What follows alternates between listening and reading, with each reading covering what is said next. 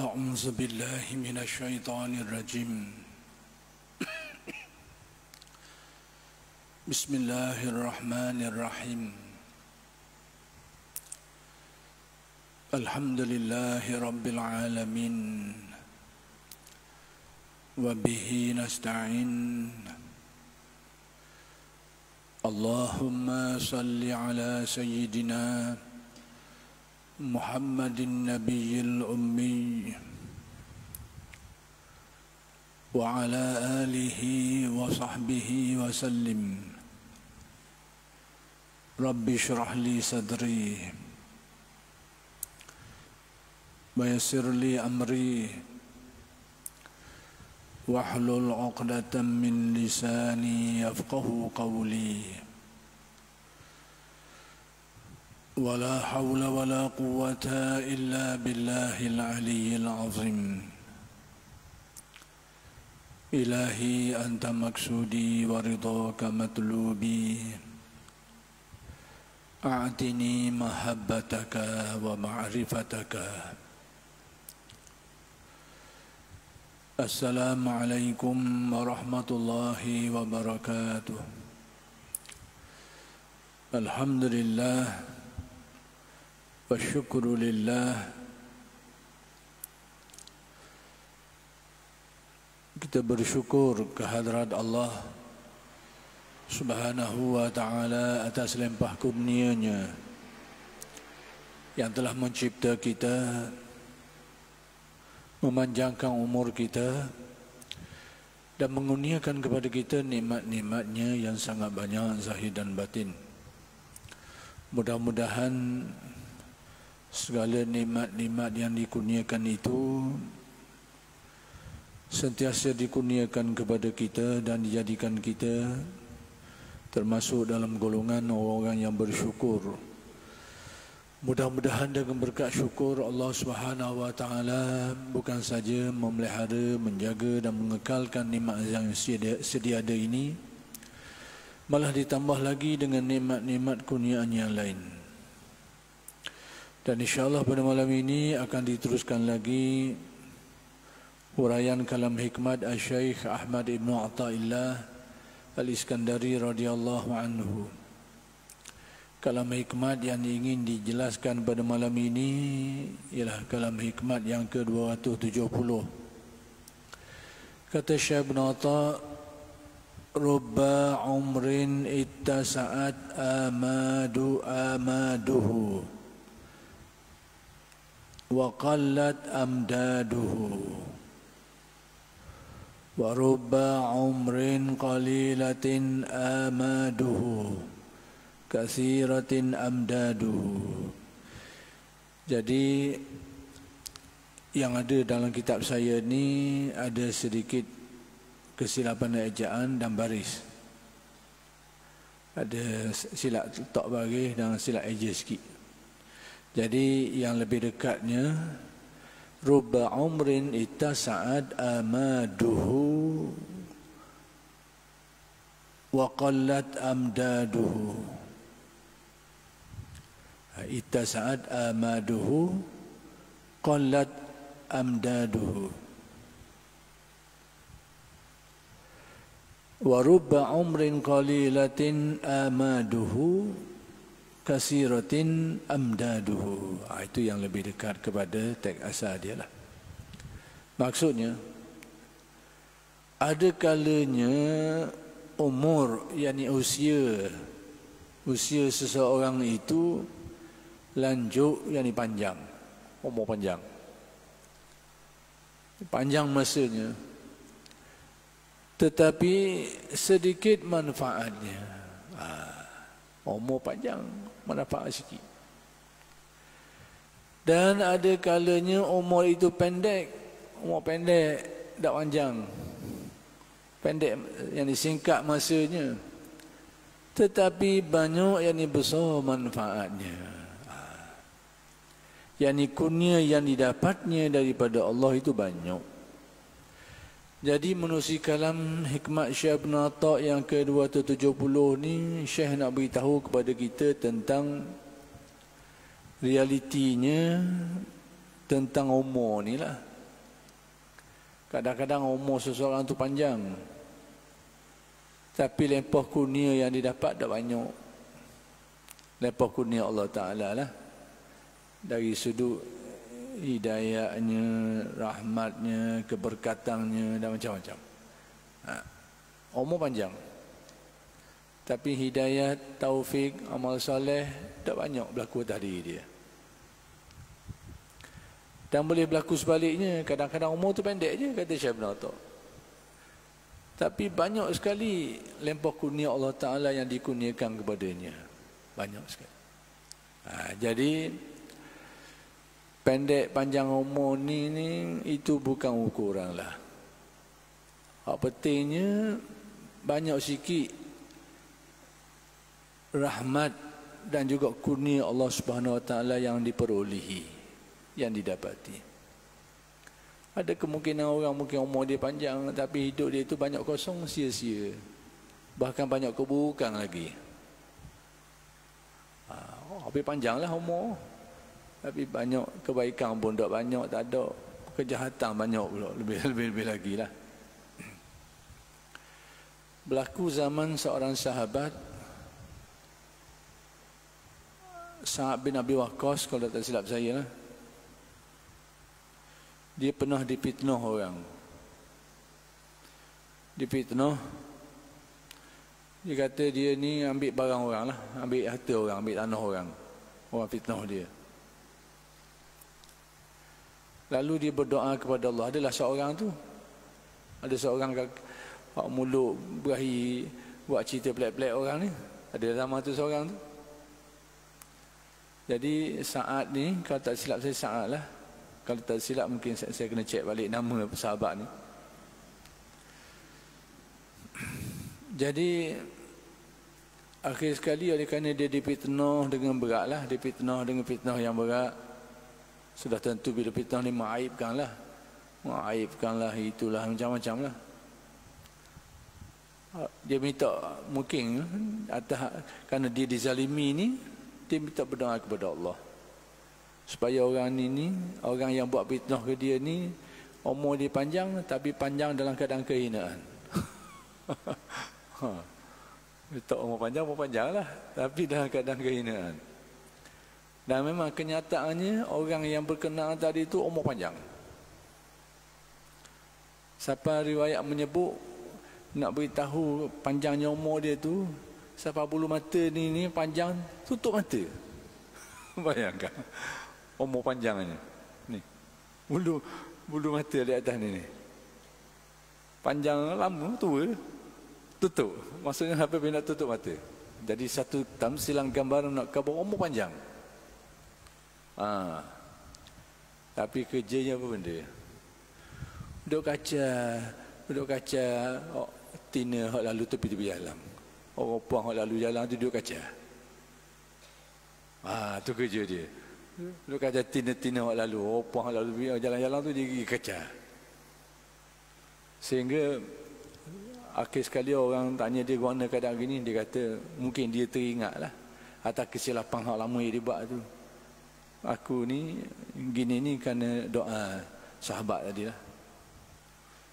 Umur panjang tapi jadi kata jadi kata duk kaca tina lalu jalan jadi di model gitu. Dan banyak berlaku kadang-kadang seperti ini, umur panjang tapi tak ada kebaikannya, bahkan keburukan yang banyak berlaku. Tapi boleh berlaku umur yang pendek, tapi banyak sekali kebaikan-kebaikan dia.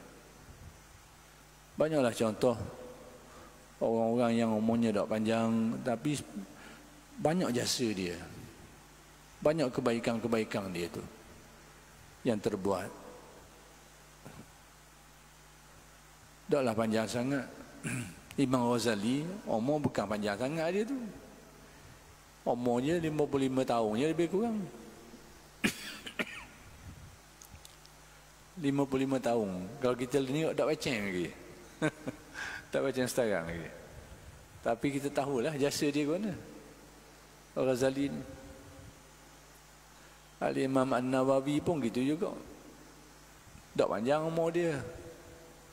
Dari segi umurnya lah. Tapi kita tahulah jasa dia ke mana, kebaikan dia. Dari segi amalan solehnya, ibadahnya atas diri sendiri tu. Kemudian dari segi jasa kepada orang, macam mana dia mengajar orang, dia tulis kitab untuk orang baca, orang belajar dan sebagainya. Berapa banyak sampai hari ni kitab-kitab yang dikarang oleh alim-alim besar ni sampai ke kita. Tapi umurnya tak panjang. Nawawi tak panjang umur dia. Tak panjang. Maksudnya kalau zaman kita ni dah macam. Dah macam lagi.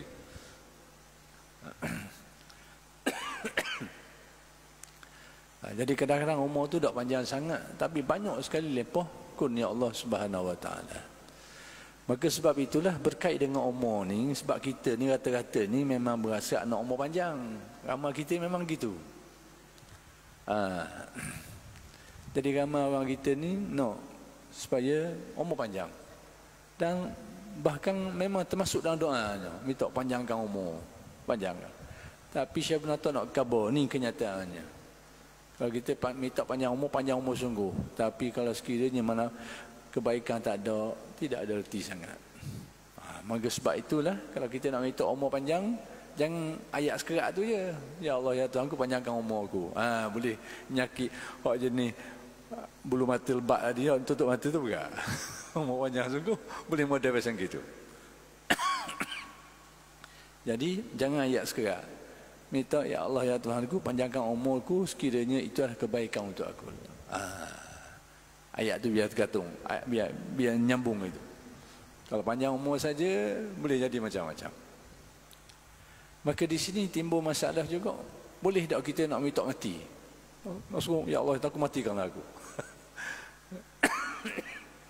Nabi larang kita minta mati. Kecuali, ada pengecualian dia. Kecuali ada kaitan dia, macam tadi kot. Mungkin kita sakit kot, sakit panjang, sakit yang mungkin kita nampak tak sembuh orang kali. Macam ni lah, ramai orang kena nyakit kanser lah, nyakit orang payah lagi, payah, jantung lah, darah tinggi lah. Jadi mungkin lama dia ni, lama panjang nyakit tu lama. Ada kemungkinan seseorang tu mungkin dia rasa dah boleh sakit gini, nak buat benda pun tak boleh. Dan kena nyakit, nak makan pun tak selera mana. Kadang-kadang selera, tak nak makan banyak. Nak pergi jalan jauh-jauh pun tak pernah lepas. Main selendar tak ikut ni. Main 2 selendar, 3 selendar je jalan ni. Jadi akhir sekali ada kemungkinan seseorang tu dia mikir, baik aku mati je lah. Jadi ke mana? Boleh tak dia minta supaya mati? Kalau seseorang tu tak ada masalah, mungkin dia tak minta doa tu. Ni masalah biasanya. Menghadapi masalah kesihatan ataupun masalah kesusahan hidup, susah. Nak makan pun payah. Kerja boleh makan je. Jadi bukan sehari, manjang. Akhir kali mikir, Maggi ni tak adang lelah. Kerja lelah, baru boleh makan sehari je. Tak adang. Akhir kali mari mikirlah, baik aku matilah. Dia duduk gini. Jadi gimana ni? Boleh tak minta nak mati? Ternyata Nabi larang, kecuali ada qaid dia tu, ada kata dia. Gimana? Ya Allah, ya Tuhan aku, matikanlah aku sekiranya. Kena ada tu. Sekiranya kematian itu adalah lebih baik bagi diri aku. Boleh tak? Tapi kalau bawa nak minta mati saja, mana tahu dia baik tak sekarang nyakit lepas daripada tu. Berapa ramai orang nyakit luar jangkang, baik orang lain ada lepas itu. Ataupun hal-hal lain lagi, banyak perkara. Jadi dalam berkaitan dengan umur ni, Syekh Ibn Atta nak beritahu kepada kita, umur yang panjang saja, tapi kalau tidak ada lampau kurnia itu bukan benda yang baik. Maka demikian juga umur yang pendek, bukan berarti tidak bagus. Tapi kalau dia penuh dengan kebaikan, itu adalah satu kebaikan, ada suatu kemuliaan. Ada setengah orang tu umur jadi panjangkan, tapi sebahagian besar umur dia itu dalam keburukan, kecuali sekerat bahagian ujung dia dalam kebaikan. Adik umur itulah ujung-ujung dia tu. Dihabiskan umur 60-70 tahun, tapi mungkin setahun dua ujung-ujung tu barulah dia ada kesedaran-kesedaran yang baik. lalu mengisinya dengan ibadah, dengan amal soleh dan sebagainya. Tapi waktu tempoh masa hujung-hujung je. Itu pun sudah banyak kebaikan. Bahagian ujung tadi lah. Bahkan sebahagian daripada orang soleh, sebahagian daripada awliya, ada yang seperti itu, yang di zaman muda tu zaman gelap. Zaman muda dia tu zaman gelap, zaman penuh kejahatan, dan kejahatan yang bukan ringan-ringan. Kaki mabuk, kaki betina. Sebahagian daripada umur dia tu habis dengan kerja-kerja buruk tu. Tapi di penghujungnya dengan kurnia Allah Ta'ala, maka Allah Ta'ala beri kebaikan ke dia. Beri kebaikan, akhir sekali menjadi awliya. Tapi mereka ujung-ujung tu ada berlaku macam tu. Jadi perkara berkaitan dengan umur ni, apa yang perlu kita perhatikan adalah pengisian dia tu. Apa yang perlu kita berikan perhatian ialah isi dia tu, baik ke atau buruk. Jadi di sinilah berkait dengan masalah-masalah tadi tu.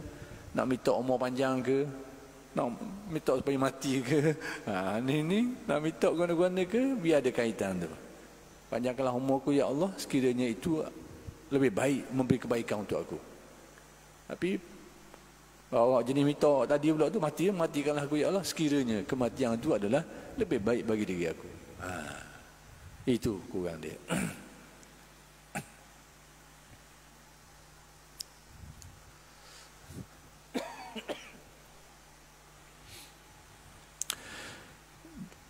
Kemudian kalam hikmat seterusnya, man burika lahu fi umrihi adraka fi yasirin min az-zamani min minanillahi ta'ala ma la yadkhulu tahta dawairil ibarah wa ma la talhaquhu al-isyarah. Sesiapa yang diberi berkah umur usianya, ada unsur berkah pula. Yang diberi berkah usia dia, umur dia, maka dapat mencapai dalam masa yang singkat dari kurnia Allah yang tidak dapat dihitung oleh kata-kata dan tidak dapat dikejar oleh isyarat, yakni tidak terhitung dan tidak terbatasnya. Banyak doa lalu sehingga tak dapat nak dijelaskan, tak dapat nak dinyatakan kerana banyak doa lalu. Jadi Syekh Ibn Atta' nak beritahu pada kalam hikmat yang ke-271 ni, orang yang dapat berkat dalam umur dia tu, baik, maka kadang-kadang dalam tempoh yang pendek saja, dalam tempoh yang singkat saja, dia telah mendapat kurnia-kurnia Allah Ta'ala yang mana nilai kurniaan itu tak dapat nak dijelaskan. Nilai kurniaan dia tu diberi oleh Allah, kurniaan-kurniaan antara kurnia makrifat dan sebagainya itu, tapi dia dapat benda ni dalam satu tempoh yang singkat dalam hidup dia. Mungkin umur dia panjang juga, tapi panjang hak lain itu tak bererti sangat. Cuma satu tempoh dalam hidupnya, tempoh masa yang singkat sangat, tiba-tiba dia dapat limpah kurnia Allah Ta'ala. Dalam tempoh yang singkat tu, limpah kurnia Allah Ta'ala tadi tu, yang dia dapat tadi, nilai dia tu sehingga nak dijelaskan pun tak mampu dijelaskan. Tak dapat nak dibayangkan, dia nak diuraikan. Limpah kurnia Allah Ta'ala tu. Dah limpah kurnia gua ni, dapat nak dijelaskan. Kalau beri rumah, beri tanah, boleh rumah, beli tanah, tu boleh kira. Boleh kira. Rumah berapa utir, kereta berapa utir, anak berapa orang, bini berapa, tu boleh kira. Tapi ada boleh kira ni guna. Limpah kurnia yang merupakan anugerah makrifat yang diberikan oleh Allah tu. Tu payah. Hidayah yang membuka pintu hati dia tu. Kearifan qalbunya tu. Inilah yang dimaksudkan. Kadang-kadang tempoh masa umurnya singkat dia dalam hidup dia. Mungkin ujung-ujung dia dah. Ataupun mungkin waktu-waktu nak mati dah. Tapi Allah Ta'ala limpah kurnia ke dia. Limpah kurnia ini, yang mana kurnia itu disifatkan sebagai kalau nak dihuraikan pun tak mampu nak dijelaskan. Jadi kurniaan apa benda tadi tu? Itulah kurniaan, antaranya lepas kurnia pembukaan pintu hati dia tu, makrifat qalbu dia tu. Yang dengannya dia dapat mengenal Allah, memahami tentang Allah secara yang sangat halus dan mendalam. Tak dapat nak dijelaskan, tak dapat nak dihuraikan. Baik. Jadi sekarang dalam kalam hikmah yang ke-271 ini dikaitkan dengan berkat. Benda sebenarnya berkat-berkat ni. Kita tengok berkat tu. Apa yang nak diberitahu oleh Syekh Ibn Atta' ni bukan nak dibahaskan dalam kalam hikmah ni, bukan persoalan berkenaan berkat tu. Cuma nak kabarnya bahawa dalam kehidupan manusia ni, umur ni, bila dapat berkat, walaupun dalam tempoh yang singkat, tapi bila dapat berkat dalam hidup dia tu, dapat kurnia Allah Ta'ala, nilainya itu tidak terbatas. Tu hari nak khabar situ. Cuma saya nak jelaskan sikit, apa benda berkat-berkat ni? Isu berkait dengan berkat-berkat ni. Berkat ini, iaitu dengan makna banyak kebaikan. Bukan banyak barang. Jangan fikir banyak barang. Banyak barang tu salah. Berkat ni banyak kebaikan. Berarti dia adalah sesuatu yang bersifat nilai, bukan benda. Itu maksud berkat. Kasratul khair, banyak kebaikan. Berarti ada kemungkinan bendanya itu sikit je, tak banyak, tapi banyak kebaikan pada empunya dia tu. Kadang-kadang bendanya banyak, tak terhitung, bertimbung-timbung, tapi tak ada banyak kebaikan untuk empunya dia tu. Jadi berkat ni dari segi nilai yang diperoleh oleh orang tertentu tu, dia bukan atas sikit banyak, dan dia bukan atas aspek kebendaan benda-benda itu. Sebab tu kadang-kadang ada kalanya seseorang mendapat berkat ketika dia sihat. Ada kemungkinan. Tapi boleh berlaku juga seseorang tu dapat berkat ketika dia sakit. Dalam keadaan dia sakit dia dapat berkat. Tengah dia sihat, keberkatan tu tak sebanyak mana, tak timbul. Tapi banyak dia dapat keberkatan pada waktu dia susah, pada waktu dia sakit. Boleh berlaku. Jadi nak kabarnya berkat dan berkat ni dia adalah aspek kebaikan. Dia bukan atas bendanya, bukan atas banyak sikit bendanya tu, belum tentu lagi. Dia atas nilai. Baik. Sekarang kita tengok berkaitan dengan berkat ni, ada persoalan-persoalan yang perlu kita faham tentang berkat. Sesuatu benda itu tu dia ada nilai berkat dia tu. Dia ada nilai berkat. Al-Quran sudah tentu berkat lah. Kerana disebut tentang kebaikan dia tu, sudah tentulah Al-Quran kalam Allah. Berarti dia berkat. Kemudian kadang-kadang diberitahu dalam Al-Quran dan hadis perkara-perkara yang memang disabitkan berkatnya tu. Sabit berkat dia. Contohnya Baitul Maqdis. Hari ni kita tengok duk perang ni, duk berbunuh-bunuhan tu. Tapi apa firman Allah dalam ayat berkaitan dengan Isra Mi'raj? Subhanallazi asra bi'abdihi lailan minal masjidil harami ilal masjidil aqsa alladzi barakna haula. Maksudnya Allah Ta'ala yang menjalankan hambanya pada waktu malam daripada Masjidil Haram ke Baitul Maqdis yang kami berkati di sekitarnya itu. Jadi dengan nas Al-Quran, Baitul Maqdis itu dan tanah sekitar itu berkat. Tapi hari ini kita tengok tempat ni tempat perang. Dan perang bukan zaman kita saja je, bergenerasi berkurung-kurung. Dulu sudah berlaku sisi perperangan yang banyak, peperangan yang lama dan banyak kali berlaku. Pernah jatuh, pernah orang Islam ambil semula, Salahuddin Al-Ayyubi ambil balik semula. Dan sepanjang sejarah ni banyak sekali berlaku perang-perang. Dan macam mana Allah Ta'ala kata berkat ni? Sebab tu berkat ni bukan atas aspek zahir dia tu, bukan atas benda dia tu, tapi atas nilai yang ada pada sesuatu itu. Yang kadang-kadang mungkin kita tak nampak nilai tu. Contoh saya lagi nak kabur. Berkat ni adalah suatu nilai yang ada kalanya dia tersembunyi. Dia tersembunyi berkat. Tapi asasnya baik, banyak kebaikan. Sebab saya jelaskan ini supaya kita tidak terkeliru faham. Baca ayat tadi itu Allah Ta'ala kata Baitul Maqdis dan persekitarannya berkat.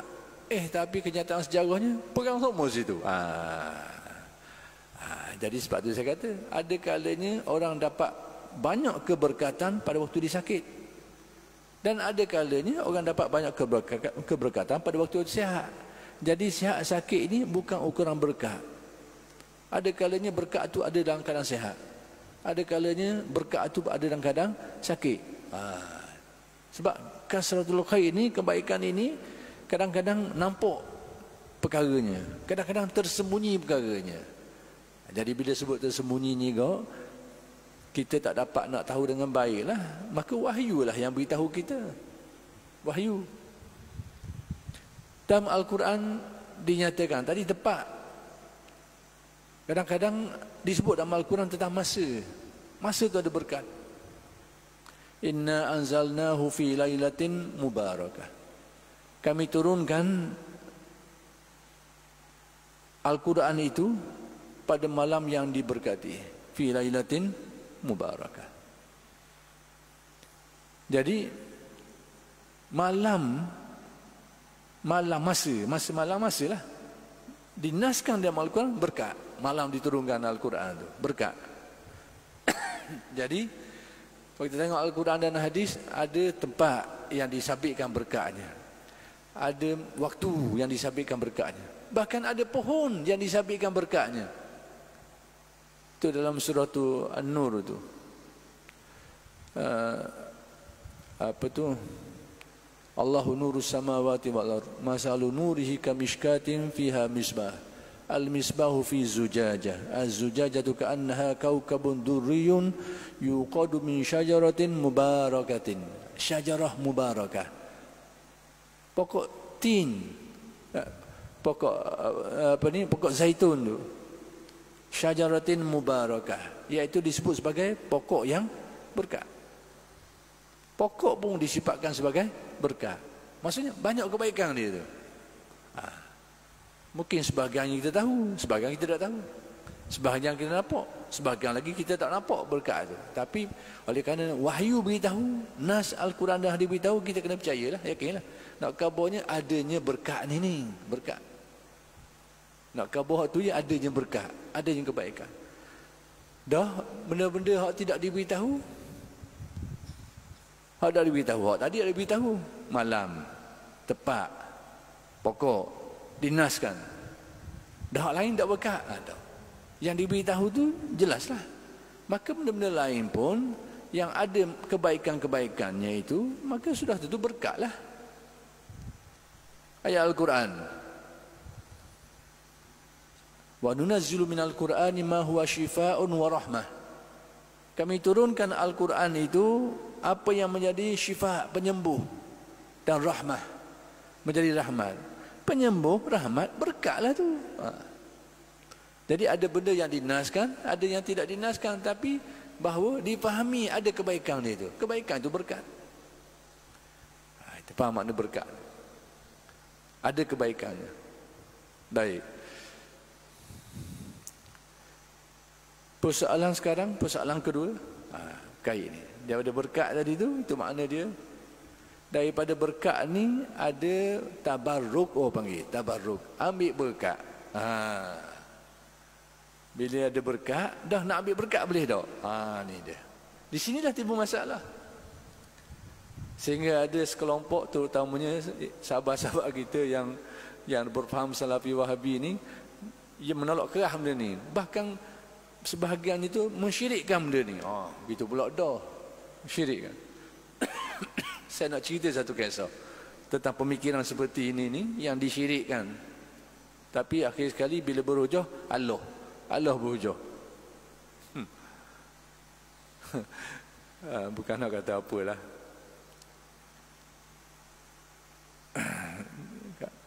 Sahabat-sahabat kita ni salaf yang sebahagiannya tu yang terpengaruh faham Salafi Wahabi ni kadang-kadang fatwa tu berubah semua.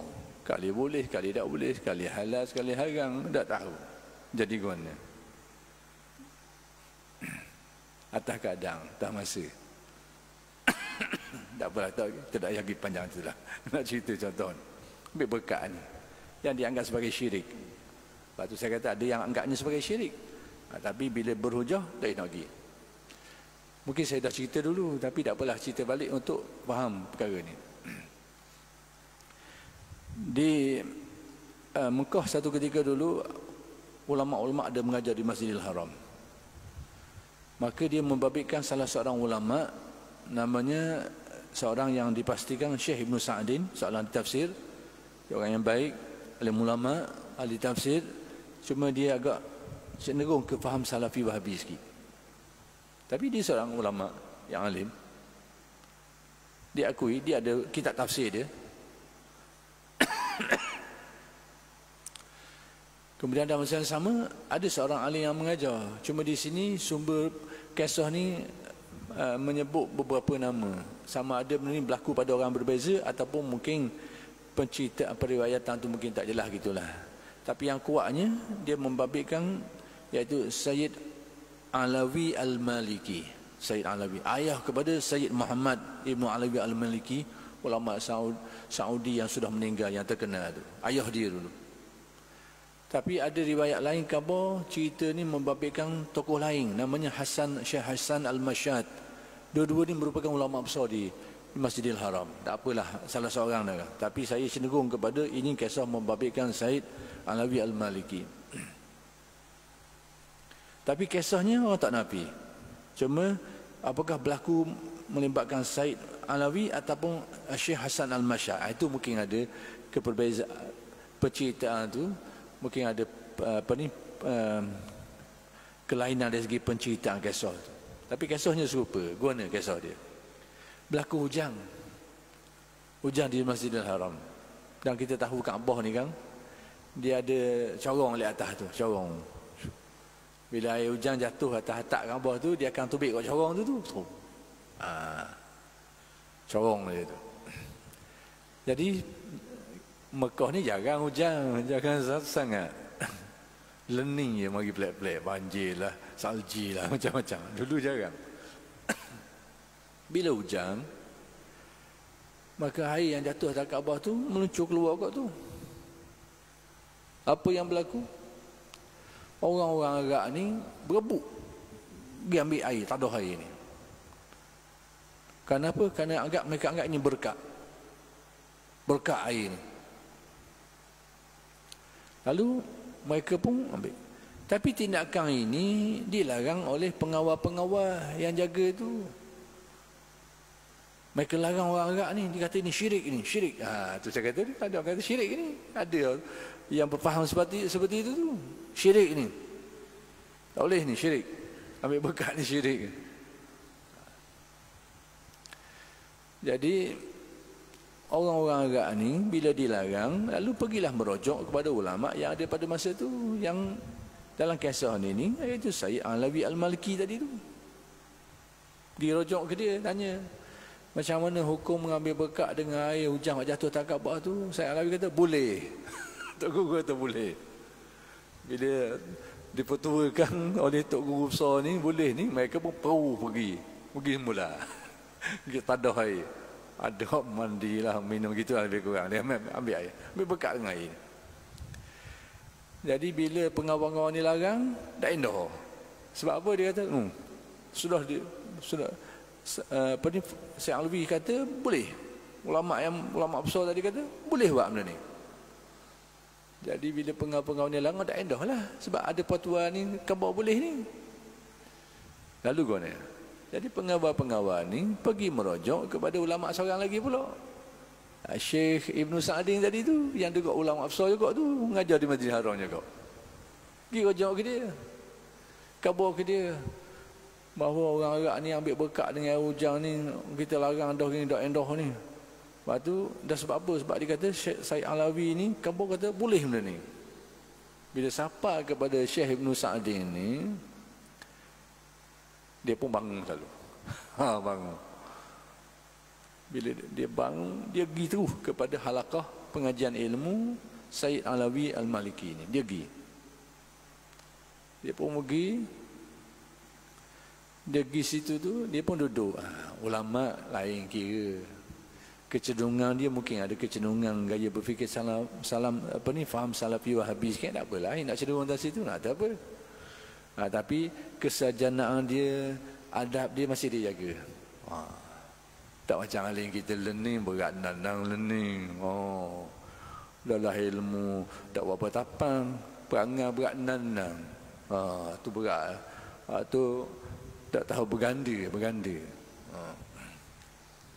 Tapi ni alim ni dia ada. Sekalipun dia ada cenderung pemikiran sikit. Jadi dia pun pergi beri salam semua, dengan adab sebagai seorang alim ulama beradab molek. Bawa jadi wah bertepil, berderahung wah marah, bukan model tu. Bukan model tu. Tu model pak lain macam model gitu tu. Atau model Turki biasanya gitu tu. Ini mari molek duduk tanya. Dia kata, aku dengar mu ada beri petua boleh ambil berkat dengan air hujan waktu jatuh atas Kaabah tu. Jadi tanya tu, betul tak? Betul? Saya kata betul. Memang aku kata gitu. Memang boleh. Aku memang aku beri petua gitu. Baik, bila disahkan dulu, ni orang ulama dulu, disah betul tak aku dengar cerita mu beri petua gini. Dia kata betul. Jadi sabitlah dulu. Kita kena molek cerita tak tahu tengah tepi lagi. Gedah dah orang ni nyakit kita pula Tuhan ni. Sekarang disahkan betul tak mu? Ya betul. Memang aku kata gitu kata. Baru dia tanya soalan kedua pula. Apa benda? Mana dalil? Atas dalil apa mengata boleh ni? Syekh Alawi pun kata paling kurang ada dua dalil. Pertama sekali, Kaabah itu sendiri berkat dengan nas Al-Quran. Nas Al-Quran beritahu sendiri. Inna awala baitin wudi'a lin-nasi lalladhi bi Bakkah mubarakan. Binaan pertama yang dibina itu adalah di Bakkah. Bakkah itu Mekah. Mubarakan, berkat. Tuhan sendiri Kaabah ni berkat. Yang kedua, air itu. Wa anzalna minas sama'i ma'an mubarakan. Kami turunkan daripada langit itu air yang berkat. Dia beritahu dalam Al-Quran, air hujan turun tu berkat. Dan siapa dia kata? Al-Quran kata. Kaabah pun berkat, Al-Quran sebut. Air hujan turun tu pun berkat. Sekarang berkumpul dua berkat. Air hujan turun pula atas Kaabah. Dua berkat ada sini ada. Bila Said Alawi khabar gitu, tak terkata dia. Diakur. Tapi dia beri komentar dia. Apa benda komen dia? Ini orang yang ada jiwa munsif ni, dia bukan orang yang terkongkong dengan ketaksupan ni, dia lain model sikit. Kalau kita jadi kerahkeng, na'udzubillah. Mudah-mudahan Allah Ta'ala jauh kita lah daripada perangai jenis kerahkeng ni. Nampak dah dalil tu tak pakai. Apa? Kita taksub betul tuli. Jadi model kerahkeng kita ni. Na'udzubillah. Mudah-mudahan Allah Ta'ala jauh kita daripada model-model perangai hijab tebal ni. Jadi bila gitu kau, apa komentar dia? Dia kata, macam mana kita boleh lupa kepada dua ayat ni? Dia bukan tak hafal ayat tu, dia ahli tafsir.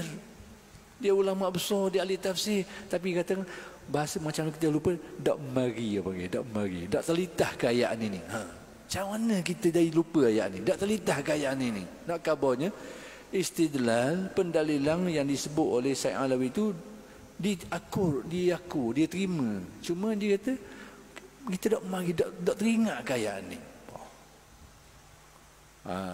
Tak apa begitu. Akhir sekali dia pun puas hati lah. Puas hati pun minta izin lah. Nak lagi lah. Sesat dah rasa. Sesat dah jawapan ni. Nak pergi.